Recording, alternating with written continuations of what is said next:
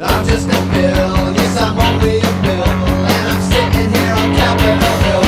Well, it's a long, long journey to the capital city. It's a long, long wait while I'm sitting in committee, but I know I'll be a loss. Yeah, yeah, 'cause I hope and pray that I'll be, but today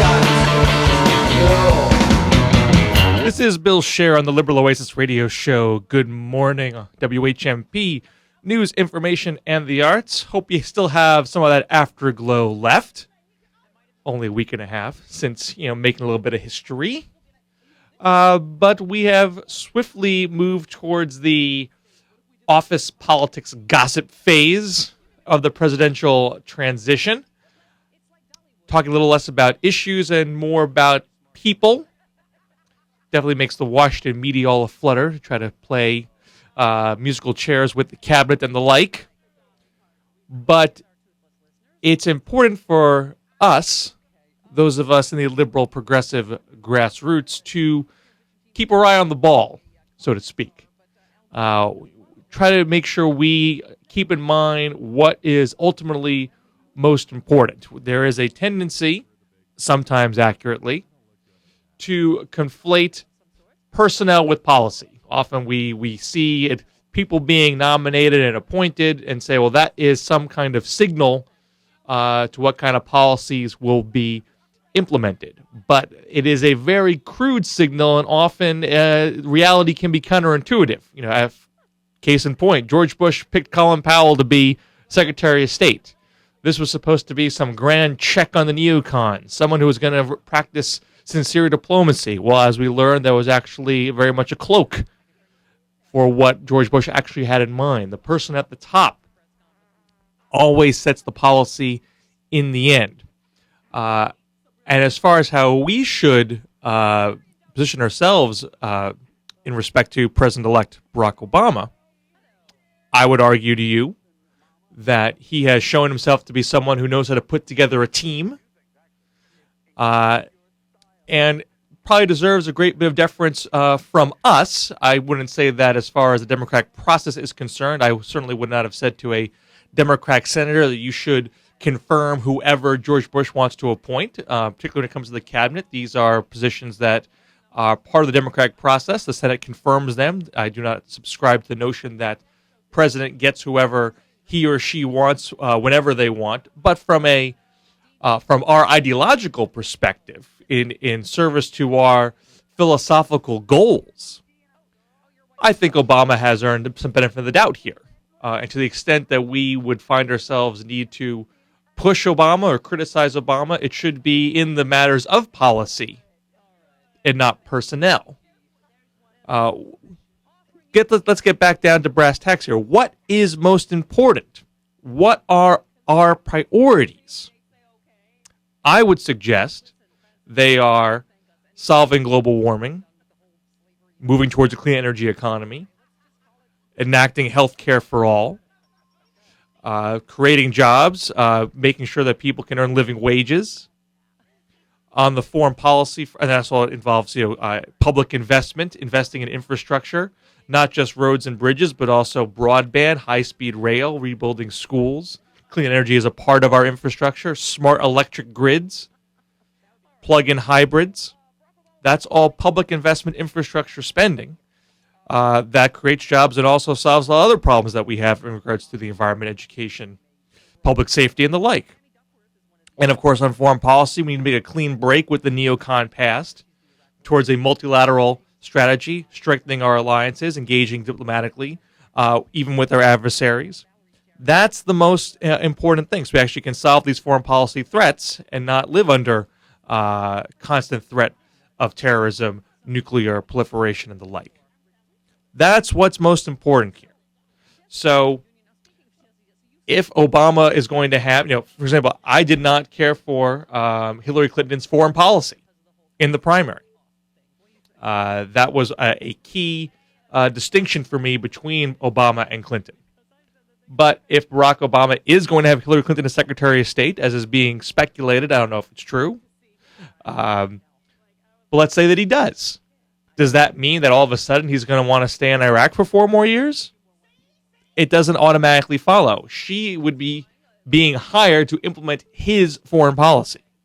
Same thing if he kept on Bob Gates, kept Bush's Secretary of Defense for a period of time. There are some folks that think, well, that means he's going to backtrack on his Iraq policy. Well, it could mean that he wants to have an extra dose of credibility for his Iraq policy, to be sure that there can be no backlash from people within the military who could potentially leak to the press and try to undermine him and make Obama seem like he's some sort of neophyte.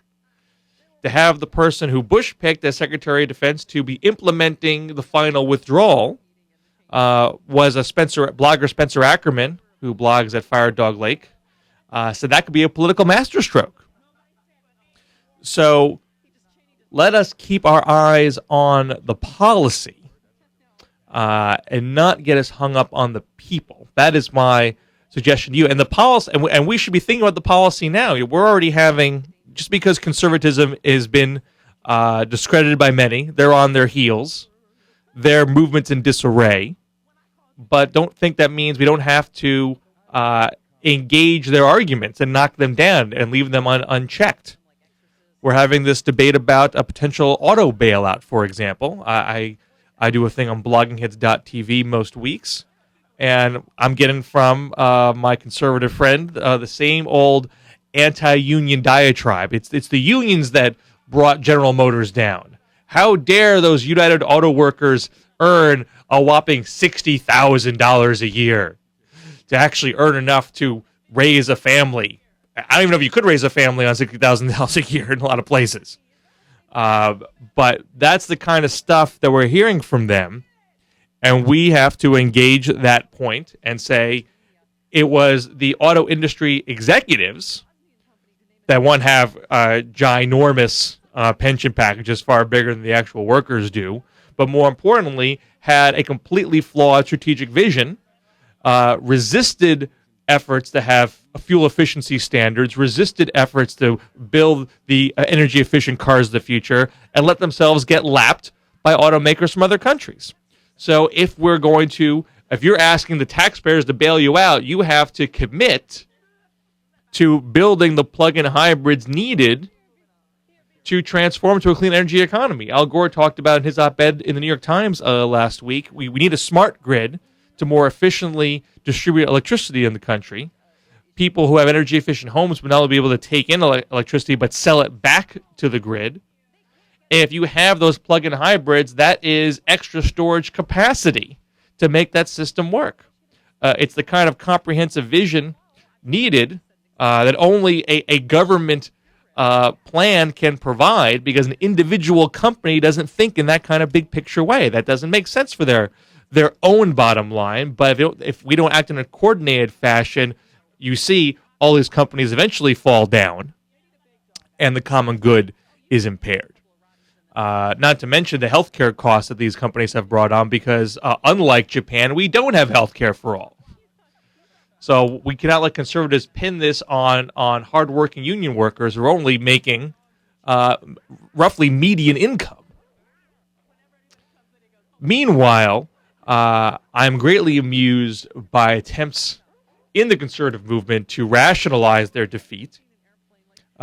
Just this week, Karl Rove had a piece in the Wall Street Journal lamenting that there weren't enough churchgoers that came out to the polls, that the campaign did not energize them to come out to the polls. That's the problem. The implication being, as you've heard from many, this is still a center-right nation. It's not a liberal progressive majority, despite the fact the majority voted for someone who the majority thinks is a liberal, wants to get out of Iraq, wants government to do more.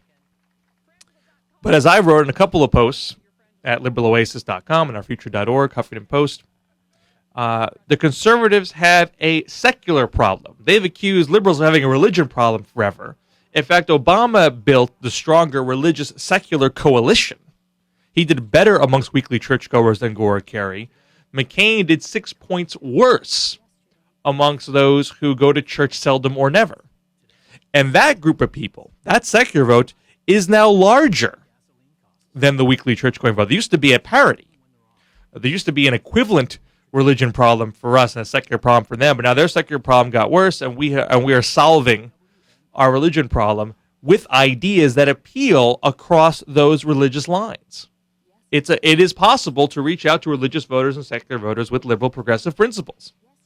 Whereas failed conservative policies have hurt all peoples, regardless of their faiths, equally, and therefore they're having a harder time. I won't go through the numbers with you on the air here, but if you go to my post, you can see how factually flawed Karl Rove is being, and hey, if he wants to give them bad advice, hey, have at it. Cherry pick all the data you want.